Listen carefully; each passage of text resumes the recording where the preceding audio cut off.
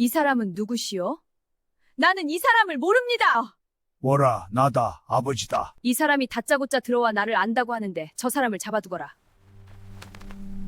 힐링 야담을 찾아주셔서 깊이 감사드립니다. 구독과 좋아요는 사랑입니다.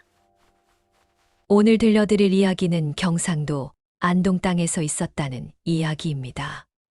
딸이라는 이름 뒤에 얼마나 깊고 아픈 사랑이 숨어 있는지 들으시다 보면 가슴 한켠이 어느새 따뜻해지실 거예요. 그럼 이제 차분히 이야기 속으로 들어가 보겠습니다. 경상도 안동 땅, 낙동강 굽이치는 강줄기 옆에 오래되고 묵직한 기와집이 한 채 있었습니다. 집 안을 가득 채우던 하인들의 발소리, 부엌에서 피어오르던 구수한 밥냄새, 광 한가득 쌓아두던 무명배와 곡식 가마니들. 그 집이 바로 한진사 댁이었지요. 한진사는 안동 일대에서 모르는 사람이 없는 큰 부자였습니다. 논이며 밭이며 산자락까지 그의 이름으로 된 땅이 지천이었고, 대청마루에 앉아 훈장 어른처럼 무릎을 모으고 앉으면 자연히 이웃들이 머리를 조아리며 찾아들었지요.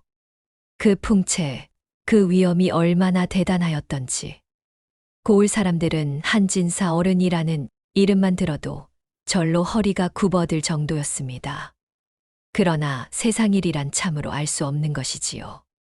한진사에게는 먼 친척벌 되는 사람이 하나 있었습니다. 그 사람이 장사를 크게 벌인다며 찾아와서는 눈물을 글썽이며 매달렸지요. 어르신, 살려주십시오. 빚보증만 한번 서주시면 반드시 이 은혜를 잊지 않겠습니다. 그 간절한 눈빛 앞에 인정 많은 한진사는 끝내 고개를 끄덕이고 말았습니다. 도장을 찍는 그 순간 훗날을 알았더라면 얼마나 좋았을까요? 친척의 장사는 처음부터 기울기 시작했습니다. 거래처가 하나둘 끊어지고 물건이 창고에서 썩어가고 결국 그 친척은 어느 날 밤 아무 말도 없이 종적을 감춰버렸습니다. 남겨진 것은 산더미 같은 빚이었고 그 빚은 고스란히 보증을 선 한진사에게로 날아들었지요. 빚쟁이들은 파리떼처럼 몰려들었습니다. 하루에도 몇 차례씩 한진사 댁 대문을 두드리며 소리를 질러댔지요. 처음에는 논 한 마지기씩 팔아서 막아보려 하였으나 눈덩이처럼 불어나는 이자를 당해낼 재간이 없었습니다. 논이 팔리고 밭이 팔리고 기와집 행랑채가 넘어가고 그러고 나서도 빚은 줄어들지 않았습니다. 하인들도 하나둘 짐을 꾸려 떠났습니다. 부엌에서 밥 짓던 안악도 마구간을 돌보던 머슴도 새벽마다 마당을 쓸던 어린 몸종도 모두 뿔뿔이 떠나갔지요. 이불 솜까지 팔아치우고 나자 빈집에는 찬바람만이 휘 들어와 마루를 쓸고 다녔습니다. 마지막까지 남아있던 기와집마저 빚쟁이 손에 넘어간 날 한진사는 부엌 아궁이 앞에 주저앉아 한참을 꼼짝도 하지 않았습니다. 한때 수십 석의 쌀이 쌓이던 곳에 이제는 재만 남아 있었지요. 방 안에는 먹을 것이 없었고 추운 겨울은 점점 더 깊어지고 있었습니다. 그렇게 한진사는 환갑을 바라보는 나이에 길 위에 나앉게 되었습니다. 무명 두루마기 하나가 온몸을 감싼 전부였고 손에는 작은 보따리 하나뿐이었지요. 바람이 싸늘하게 귓바퀴를 핥아가는 겨울 새벽, 그는 천천히 발걸음을 옮겼습니다. 발이 향하는 곳은 오직 하나였습니다. 이 넓은 세상에 자신이 찾아갈 수 있는 사람은 단 한 사람뿐이었으니까요. 멀리 이웃 고을로 시집을 보낸 외동딸 월이었습니다. 한진사의 외동딸 월이는 경상도 일대에서 이름난 최부자 댁의 시집을 간 처지였습니다. 최부자 댁은 대대로 내려온 가문이었고 땅도 넓고 재물도 많아서 고을 사람들은 그 집 굴뚝 연기가 끊이지 않는다고 하였지요. 월이는 그 집에 들어온 지 몇 해가 지나도록 성실하고 조용히 살림을 꾸려왔던 터라 시댁 어른들로부터도 칭찬을 받던 며느리였습니다. 한진사가 이웃 고을을 향해 터벅터벅 걷기 시작한 것은 동짓날 즈음이었습니다. 하늘은 낮게 내려앉아 있었고 서리빨이 길바닥 흙 위에 하얗게 솟아 있었지요. 집신 사이로 차가운 흙이 느껴지고 손가락 마디마디가 얼어붙을 듯 시렸습니다. 걸음마다 눈물이 날 것 같았지만 그는 꾹 참으며 걸었습니다. 월이가 있다. 월이한테 가면 된다. 그 한마디가 그를 버티게 해주었지요. 안동의 가을이면 알밤을 주워다 삶아주던 딸. 겨울밤이면 무릎을 베고 누워 아버지 손을 꼭 쥐고 자던 딸. 시집을 가던 날. 가마 뒤편으로 돌아서서 손수건으로 눈물을 훔치던 딸. 그 모습들이 발걸음 하나하나에 겹쳐 떠올랐습니다. 이틀을 걸어 최부자 댁 앞에 다다랐을 때 한진사의 집시는 이미 밑창이 달아 있었고 두루마기 끝은 흙과 서리에 절어 딱딱하게 굳어 있었습니다. 커다란 소슬대문 앞에서 그는 잠시 멈추었지요. 대문 위로 최씨 가문의 현판이 반듯하게 붙어 있었고 마당 안에서는 하인들이 부산이 오가는 소리가 들려왔습니다. 한진사는 기침을 한 번 하고 떨리는 손으로 대문을 두드렸습니다. 잠시 후 대문이 삐걱 열리더니 이 집 하인으로 보이는 젊은 사내가 고개를 내밀었습니다. 한진사가 조심스럽게 말했습니다. 저는 이 댁 며느리의 친정아버지 되는 사람이오. 딸아이를 잠깐 볼 수 있겠소. 하인은 어딘가 미적거리는 눈빛으로 그를 위아래로 훑어보더니 안채 쪽으로 들어갔습니다. 한진사는 대문 옆에 서서 기다렸습니다. 바람이 또 한 번 스치고 지나갔고 낙엽 하나가 발 앞에 뚝 떨어졌지요. 한참 후 안채 쪽에서 발소리가 났습니다. 그 발소리를 듣는 순간 한진사의 가슴이 쿵 내려앉았습니다. 느리고 조심스러운 걸음. 예전에 어릴 때 마루를 건너다니던 그 경쾌한 발소리가 아니었습니다. 문이 열리고 월이가 나타났습니다. 비단치마는 아니었지만 단정하게 차려입은 모습이었고 얼굴은 시집온 뒤로 더 여물어 있었지요. 한진사는 반가움에 저도 모르게 한 발 앞으로 나섰습니다. 월아. 그런데 월이의 눈빛이 달랐습니다. 아버지를 알아보는 눈빛이 아니었습니다. 아니, 알아보면서도 모르는 척하는 눈빛이었지요. 그 눈빛이 어찌나 차갑던지 동짓날 새벽바람보다 더 서늘하게 느껴졌습니다. 월이는 하인들이 지켜보는 가운데 또렷하고 냉랭한 목소리로 말하였습니다.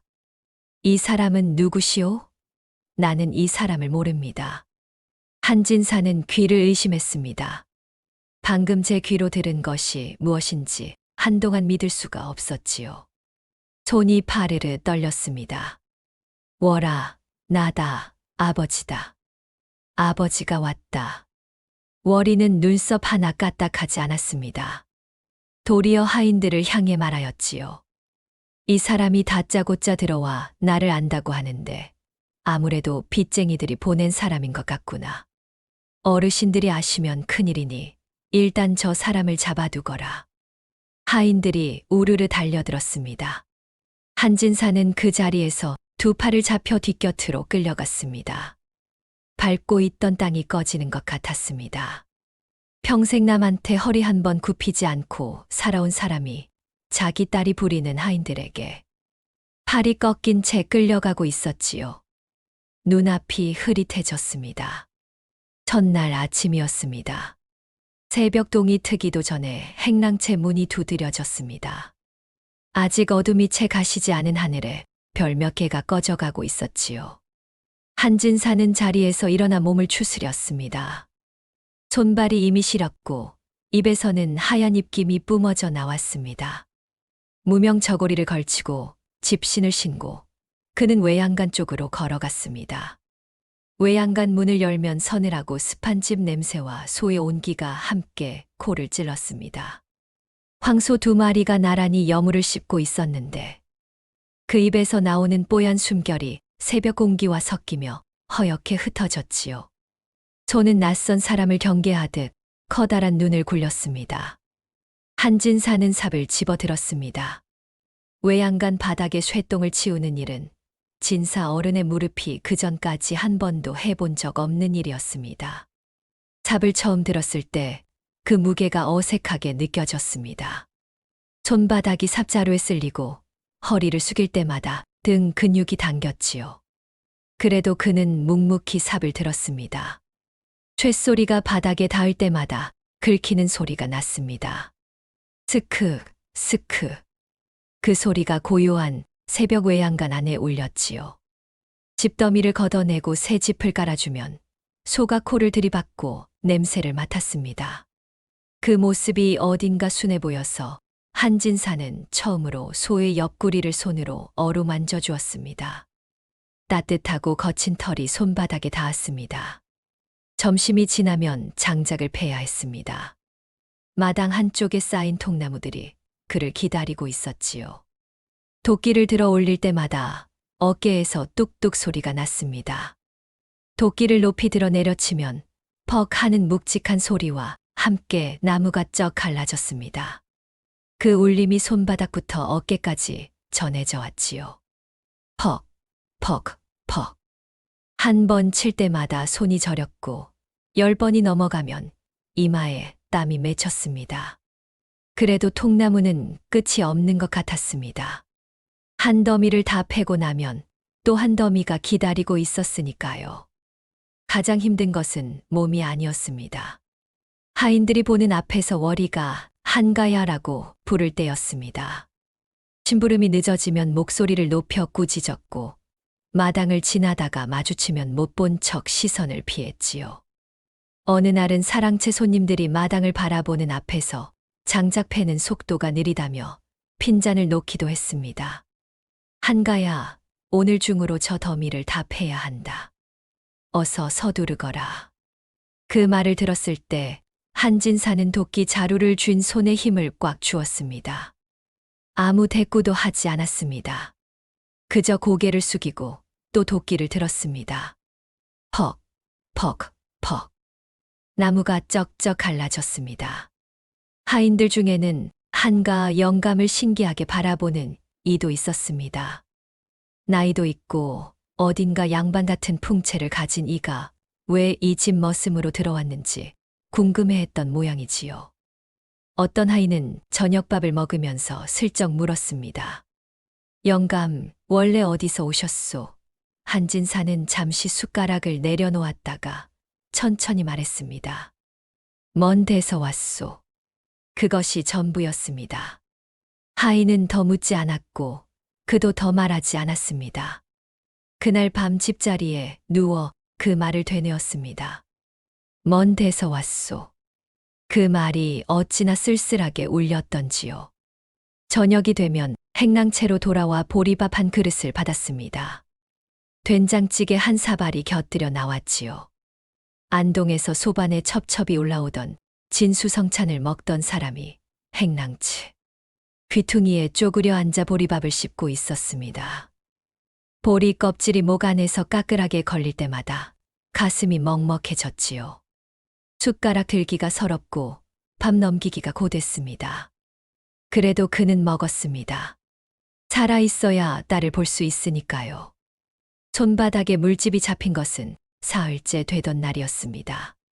삽자루와 도끼 자루가 닿는 부분마다 투명한 물집이 부풀어 올랐지요. 밤에 집자리에 누우면 그 물집이 짚에 쓸려 따갑고 쓰라렸습니다. 손을 가슴 위에 올려놓고 눈을 감으면 옛날 이 손으로 붓을 들던 기억이 스쳐갔습니다. 진사 시험지에 정성스럽게 글씨를 쓰던 손, 아내의 손을 잡아주던 손, 어린 월이를 업고 마당을 걷던 손. 그 손이 이제는 삽질을 하고 도끼를 휘두르는 손이 되어 있었습니다. 그런데 이상한 일이 있었습니다. 몸이 힘들수록 마음속이 오히려 조금씩 비워지는 것 같은 느낌이 들었습니다. 부자였을 때는 늘 무언가를 지켜야 한다는 긴장감이 있었습니다. 재산이며 체면이며 이름이며 그것들을 잃고 나서 지금은 아무것도 없었지요. 지킬 것도 잃을 것도 없었습니다. 오직 하루하루 삽을 들고 도끼를 들면 그만이었습니다. 그 단순함이 어쩐지 이상하게 마음을 가라앉혀 주었습니다. 고요하고 낮은 자리에 내려와 있는 것이 이토록 이상하게 평온할 수 있다는 것을 그는 처음으로 알았습니다. 며칠이 지난 어느 밤이었습니다. 한진사가 행랑채에 들어와 집자리에 누운 지 얼마 되지 않아 몸살 기운이 돌기 시작했습니다. 외양간 청소와 장작 패기로 닳아버린 손바닥과 허리가 동시에 지끈거렸고 차가운 방 바닥이 뼈 속으로 파고드는 것 같았지요. 다른 하인들은 이미 코를 골며 깊이 잠들어 있었습니다. 한겨울 문풍지가 파르르 떠는 소리가 방 안에 들어찼지요. 삐익, 삐익, 삐익. 바람이 문틈 사이로 비집고 들어올 때마다 나는 그 소리가 고요한 밤을 더 깊고 쓸쓸하게 만들었습니다. 한진사는 눈을 감았습니다. 잠이 들려다 깨어나기를 몇 번 반복하다가 한밤중에 문득 눈을 떴습니다. 방 안이 조용했습니다. 다른 하인들의 고른 숨소리만이 들려왔지요.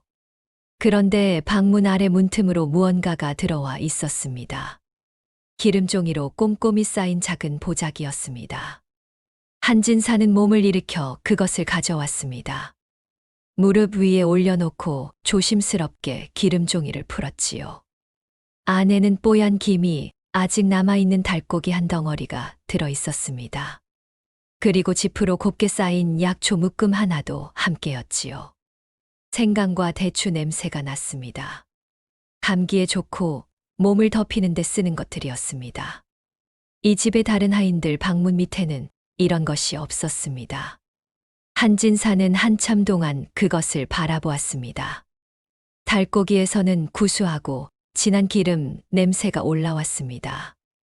겨울밤 한기 속에서 그 냄새가 얼마나 따뜻하게 느껴지던지요. 그는 천천히 달고기를 한 점 집어 입에 넣었습니다. 부드럽고 따뜻했습니다. 오래오래 씹었습니다. 씹을수록 간간이 배어나오는 그 깊은 맛이 이 겨울밤의 찬 기운을 조금씩 녹여주는 것만 같았지요. 약초 묶음은 이불 안에 품었습니다. 생강 냄새가 서서히 피어올랐고 몸 안에서 신락 같은 온기가 돌기 시작했습니다. 그날 밤부터 한진사는 마음속에서 딸을 향해 품었던 원망을 조금씩 내려놓기 시작했습니다.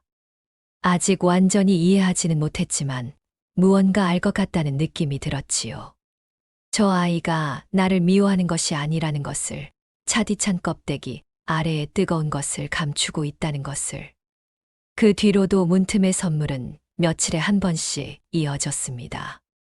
어떤 날은 따끈한 나물 무침이 들어왔고 어떤 날은 솜을 덧댄 버선이 들어왔습니다. 손에 물집이 생긴 것을 어찌 알았는지 어느 날은 기름종이에 쌓은 약재 연고도 들어와 있었지요. 연고를 손바닥에 바르면 서늘하고 풀냄새가 나는 것이 손 안으로 스며들었습니다. 물집이 터지고 굳어가던 자리에 그것이 스며들 때마다 따금거리면서도 시원했습니다. 한진사는 그것들을 가슴에 꼭 품고 새벽 외양간으로 나갔습니다. 짚을 밟고 서면 바삭바삭 소리가 났습니다. 소가 따뜻한 숨을 내뿜으면 뿌연 김이 공중에 흩어졌지요. 그 김이 차가운 새벽 공기와 섞이는 것을 바라보며 한진사는 생각했습니다. 저 아이가 도대체 무엇을 꾀하고 있는 것일까? 무슨 계획이 있는 것일까? 겨울이 깊어지던 어느 날 밤이었습니다.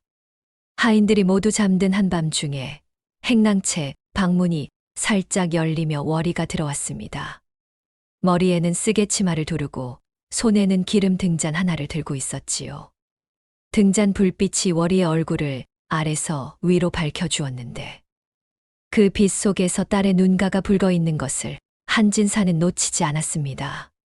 월이는 주변을 한번 살피고 문을 조용히 닫더니 아버지 앞에 무릎을 꿇었습니다.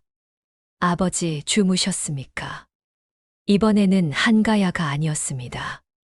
주변에 아무도 없을 때 월이는 아버지라고 불렀습니다.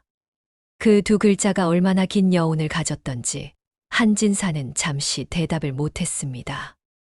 월이는 옆에서 보따리를 풀었습니다. 안에는 붓과 벼루 그리고 두툼하게 쌓인 화선지가 들어 있었지요. 그리고 경전 한 권도 함께였습니다. 아버지의 글씨가 일품이신 것은 온 안동이 알고 있는 일입니다. 제가 경전 필사본을 몰래 사가는 분이 계십니다. 한 권의 돈이 꽤 됩니다. 밤에 아무도 모르게 써주실 수 있겠습니까? 월이는 잠시 말을 멈추었다가 덧붙였습니다. 아버지, 이렇게 하나씩 쌓아가면 됩니다. 한진사는 천천히 붓을 집어들었습니다. 손바닥에 굳은 살이 붓대를 쥐었을 때 생경한 감촉을 주었지만 그래도 붓은 손에 자연스럽게 들어찼습니다. 오랜 친구를 다시 만난 것 같은 기분이었지요. 벼루에 물을 조금 붓고 먹을 갈았습니다. 스르르 스르르. 먹이 물과 섞이며 번지는 검은 향이 코끝으로 올라왔습니다. 그 냄새를 맡은 순간 한진사의 마음속 어딘가가 조용히 녹아내렸습니다. 진사시험을 준비하던 젊은 날의 냄새였으니까요. 붓끝을 화선지에 댔습니다. 사각사각. 붓털이 종이를 스치는 그 소리는 이 차가운 겨울밤을 가장 아늑하게 채워주는 소리였습니다.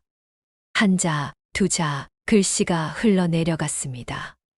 수십 년간 한 번도 녹슬지 않은 명필의 솜씨가 좁은 행랑채 방 안에서 다시 살아났지요.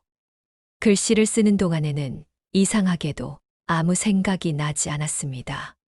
삽질의 피로도, 하인들의 시선도, 낮에 들은 한가야라는 호칭도 모두 잊혔습니다. 오직 붓끝과 화선지만이 있었습니다. 월이는 아버지가 붓을 드는 것을 바라보며 소리 없이 방에서 나갔습니다. 문을 닫는 소리가 나직하게 들렸습니다. 그날 밤부터 한진사의 밤은 달라졌습니다. 낮에는 외양간 청소와 장작을 패고 밤에는 등잔 하나를 켜놓고 화선지 위에 붓을 달렸습니다. 사각사각, 사각사각. 그 소리만이 깊은 밤을 채웠지요. 어둠 속에서 먹향이 피어오르고 글씨 한 줄 한 줄이 쌓여갔습니다. 다른 하인들이 코를 골며 자는 사이 등잔 불빛 아래 한진사의 붓은 멈추지 않았습니다. 한 장이 끝나면 다음 장을 펼쳤고 기름이 줄어들면 아껴가며 마지막 심지까지 태웠습니다. 며칠 뒤 월이는 한진사에게 집신도 삼아달라고 부탁했습니다. 장터에 내다 팔면 집신도 꽤 쏠쏠합니다. 촘촘하게 잘 삼으셔야 값을 받습니다. 그렇게 해서 한진사는 낮에는 머스미를 하고 밤에는 책을 필사하고 그 틈틈이 집신을 삼았습니다. 바삭바삭, 바사삭. 짚을 손가락으로 터 꼬아가는 소리가 방 안을 채웠습니다. 처음에는 서투르게 굵어지고 가늘어지던 집신이 날이 갈수록 반듯해지기 시작했지요. 손가락 끝이 짚에 긁혀 붉어지고 밤이 깊을수록 등잔 기름이 줄어들었습니다. 그래도 그는 멈추지 않았습니다. 돈은 조금씩, 아주 조금씩 모여갔습니다. 월이는 그 돈을 아무에게도 들키지 않도록 오래된 장독 밑에 작은 보자기를 묻어두고 그 안에 차곡차곡 넣었습니다.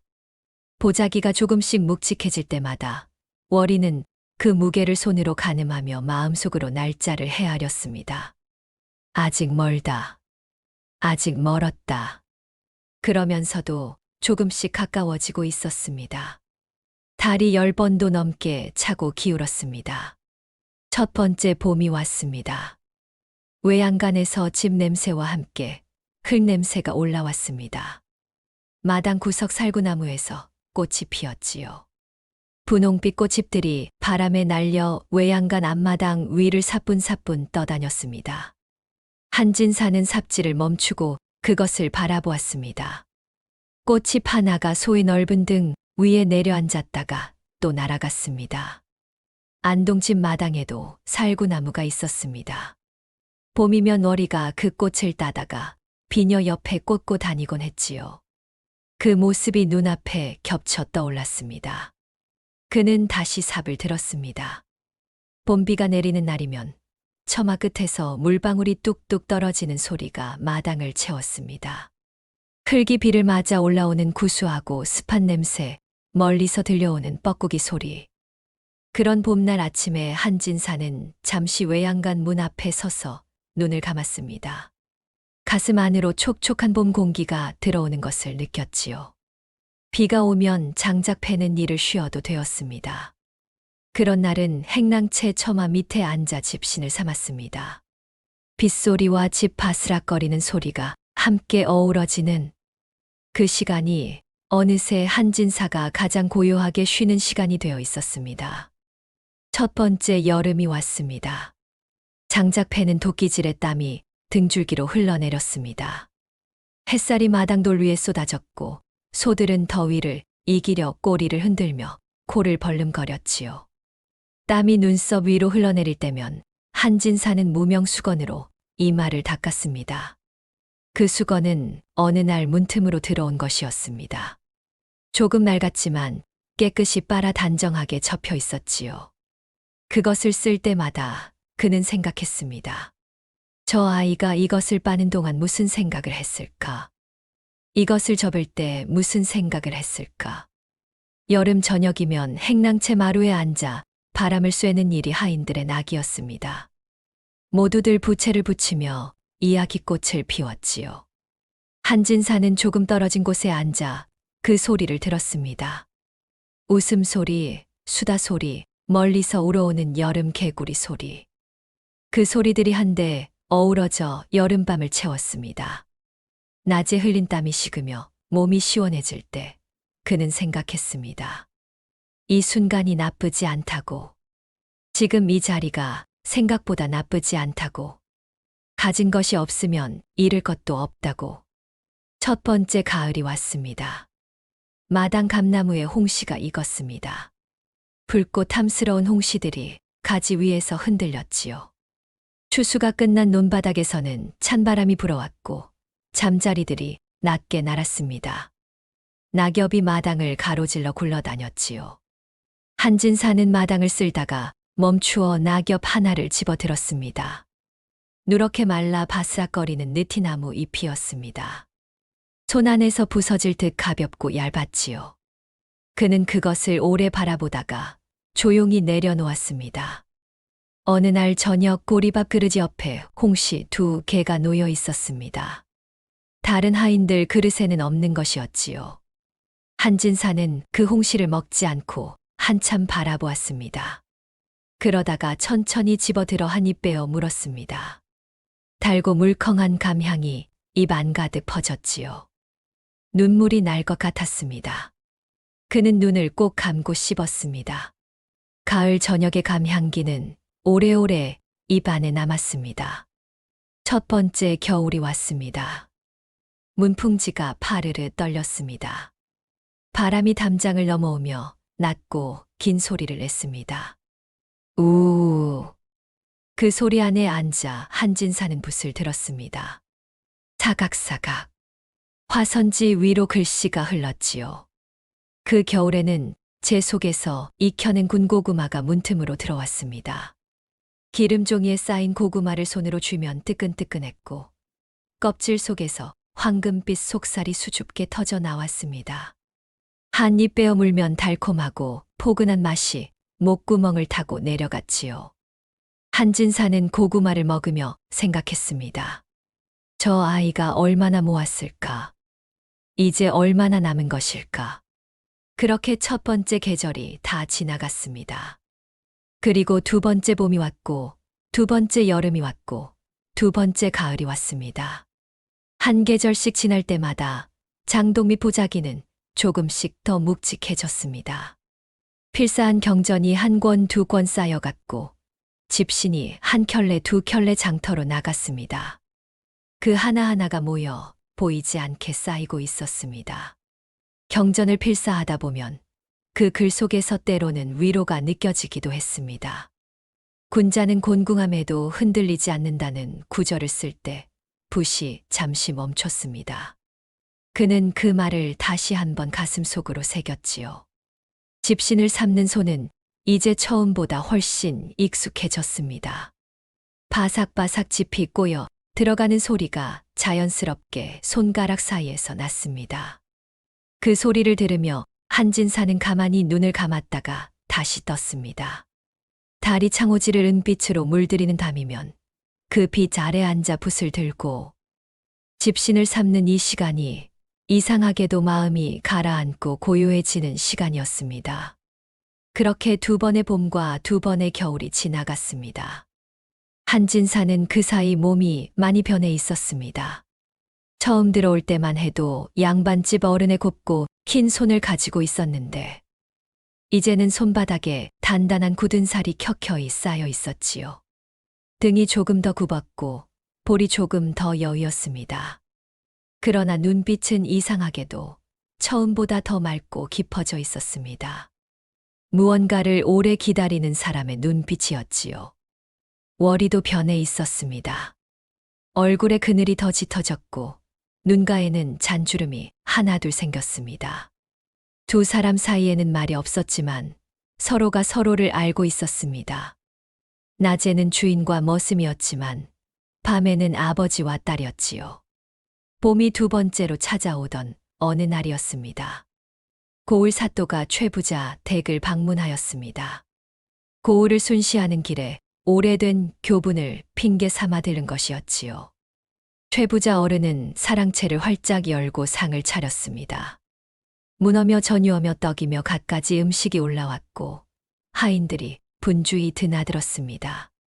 사랑채 안에는 손님과 주인의 이야기 소리가 낮고 조용하게 오갔습니다. 그런데 그날따라 대청마루 바깥 난간에 월이가 아버지에게 받아두었던 필사본 경전 한 권이 놓여 있었습니다. 손님방 쪽으로 옮겨 놓으려다 그만 거기에 두고 간 것이었지요. 사또는 자리를 잡고 앉다가 그 경전을 발견했습니다. 흥미가 동했던지 집어들어 펼쳐보았습니다. 그러다 갑자기 눈빛이 달라졌지요. 안경을 콧잔등에 올려붙이고 글씨를 찬찬히 들여다보더니 고개를 천천히 들었습니다. 이 글씨가 누구의 것이오? 최부자 어른이 어리둥절하여 저희 집 물건이기는 한데 누가 쓴 것인지는 잘 모르겠습니다. 하고 대답하였습니다. 사또는 고개를 흔들었지요. 이 글씨는 예사 솜씨가 아니오. 내가 안동 지역에서 이 필체와 아주 흡사한 글씨를 쓰는 분을 한 분 알았소. 한진사 어르신이라 하여 안동에서 손꼽히는 명필이셨지. 그런데 언제부터인가 소식이 끊겨서 어찌 되셨나 걱정하고 있었는데 혹시 그 어른과 관련이 있는 것은 아니오? 최부자 어른의 눈빛이 흔들렸습니다. 그때 월이가 안채에서 나왔습니다. 상을 올려드리겠다며 마루 끝에 서더니 사또와 눈이 마주쳤지요. 월이는 잠시 아래 십수를 깨물었습니다. 손이 조금 떨리고 있었습니다. 그리고 조용히 그러나 또렷한 목소리로 말했습니다. 사또께서 옳게 보셨습니다. 그 글씨는 저희 친정아버지 한진사 어르신의 글씨입니다. 사랑채가 순간 조용해졌습니다. 최부자 어른의 얼굴에 당혹스러움이 스치고 지나갔지요. 사또가 무릎을 탁 쳤습니다. 그렇다면 한진사 어르신이 지금 어디 계신 것이오? 월이는 무릎을 꿇었습니다. 어르신 사또 나리, 제가 이제 모두 말씀드리겠습니다. 월이는 처음부터 끝까지 모두 말했습니다. 아버지가 빚보증을 잘못 써서 알거지가 된 것, 빚쟁이들이 전국을 뒤지며 아버지를 찾고 있다는 것, 아버지가 이 집 문을 두드리던 날 자신의 가슴이 어떻게 무너져 내렸는지를요. 아버지가 찾아오셨을 때 저는 두 가지가 두려웠습니다. 빚쟁이들의 손길이 이 집까지 미칠까 두려웠고 그보다 더 아버지의 이름과 신분이 드러나는 순간 그분들이 달려와 아버지를 욕보일까 두려웠습니다. 진사 어른이라는 이름으로 평생 살아오신 아버지가 채권자들 앞에서 머리를 조아리는 것을 참아볼 수가 없었습니다. 월이의 목소리가 조금씩 흔들리기 시작했습니다. 그러나 끝까지 말을 이어갔지요. 제가 할 수 있는 것은 하나뿐이었습니다. 아버지를 숨기는 것. 이름도 빼앗고 신분도 빼앗고 제 손으로 아버지께 삽을 쥐어드리는 것. 그렇게 하면서 아버지의 글씨 솜씨로 책을 필사하고 집신을 삼아 그 돈을 모았습니다. 하루도 빠짐없이 빚쟁이들이 눈치채지 못하도록. 아버지 혼자서는 절대로 갚을 수 없을 만큼 커진 빚을 제가 대신 갚을 때까지요. 사또는 눈을 감았습니다. 최부자 어른의 눈시울도 붉어졌습니다. 월이가 떨리는 목소리로 말을 이었지요. 저는 아버지 앞에서 하루도, 단 하루도 눈물을 보이지 않았습니다. 울면 아버지가 더 힘드실 것 같아서요. 아버지가 저를 원망하시는 것이 느껴질 때마다 저는 그것이 차라리 다행이라고 생각했습니다. 원망을 품고 계셔야 더 버티실 수 있을 것 같아서요. 그 말에 뒷곁에서 모든 것을 듣고 있던 한진사가 마루 앞으로 걸어 나왔습니다. 멋슨 복장 그대로였습니다.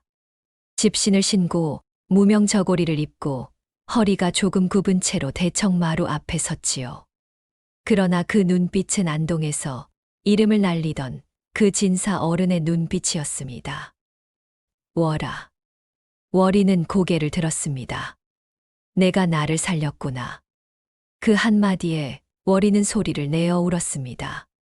처음으로 아버지 앞에서 그동안 참아왔던 모든 것이 쏟아져 나왔지요.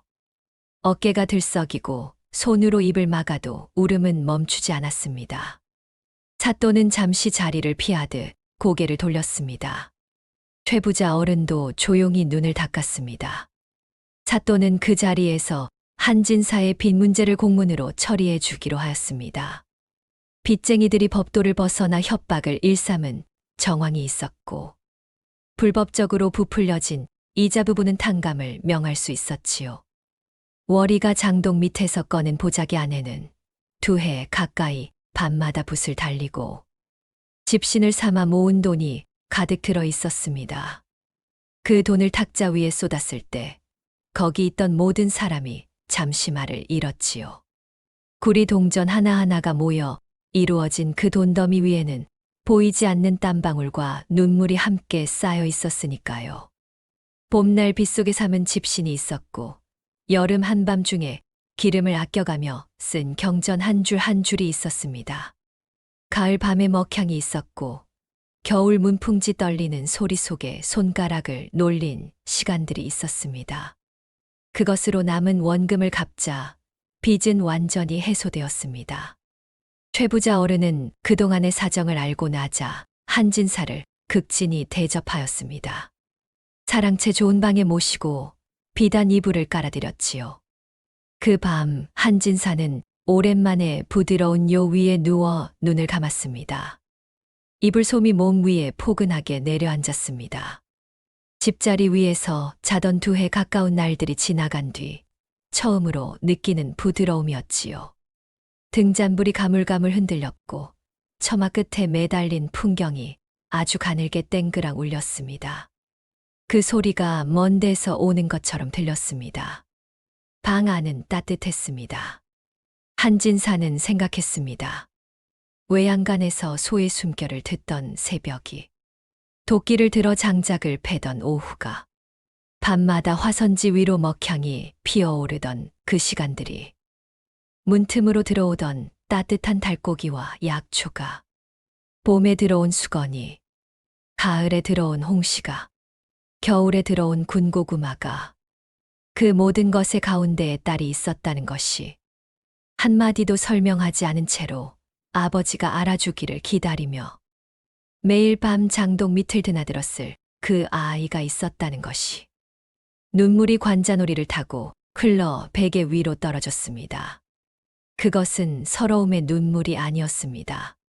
비로소 모든 것을 이해한 사람의 눈물이었지요. 봄이 오면 안동으로 돌아가기로 하였습니다. 사또가 도움을 주기로 하였고 최부자 어른도 기꺼이 초가집 한 채를 마련해 주겠다고 하였지요. 한진사는 양반의 지위를 되찾았고 이름도 되찾았으며 가장 중요한 것, 딸의 마음을 되찾았습니다. 월이는 그날 저녁 아버지 방 앞에 무릎을 꿇고 앉아 이마가 바닥에 닿도록 절을 올렸습니다. 오래도록 그 자리에서 움직이지 않았지요. 한진사는 한참 있다가 방문을 열었습니다. 문 앞에 웅크리고 앉아있는 딸을 내려다보다가 천천히 몸을 낮추어 딸의 손을 잡았지요. 차갑고 거칠어진 손이었습니다. 살림을 하며 닳고 다른 손이었습니다. 한진사의 손도 이제는 굳은 살이 가득한 손이었습니다. 두 손이 맞잡혔습니다. 두 사람은 그렇게 한동안 앉아 있었습니다. 말이 없었지요. 말이 필요하지 않았습니다. 바깥에서는 봄밤의 개구리 소리가 났고 포근하게 울려왔고 먼 산 위에서 달이 두둥실 떠올랐습니다. 마당 안의 매화나무 가지에서 꽃봉오리 하나가 막 터지려 하고 있었습니다. 한 계절 내내 오므라들어 있다가 이제야 조용히 피어나려는 꽃이었습니다. 여기까지가 경상도 안동 땅에서 전해 내려온 이야기입니다. 가장 차가운 행동 뒤에 가장 뜨거운 사랑이 숨어 있기도 합니다. 우리 삶 속에서도 그런 순간들이 있지요. 이해받지 못한 채로 사랑하고 알아주지 않아도 묵묵히 곁에 있어주고 차갑게 돌아선 등 뒤에서 몰래 눈물을 닦는 사람들이 있습니다. 부모가 자식에게, 자식이 부모에게, 그리고 때로는 우리 곁에 누군가가 우리에게 그렇게 하고 있을지도 모릅니다. 월이가 매일 밤 장독 및 보자기에 동전을 한 입씩 넣었던 것처럼 사랑도 그렇게 조금씩 쌓이는 것이지요. 말로 하지 못한 사랑, 표현하지 못한 고마움, 차마 꺼내지 못한 미안함.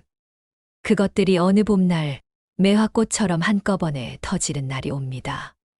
오늘 하루도 참으로 수고 많으셨습니다. 누군가를 위해 말없이 애쓰고 계신 분이라면 그 마음이 반드시 닿을 것입니다. 힐링 야담을 찾아주셔서 오늘도 진심으로 감사합니다.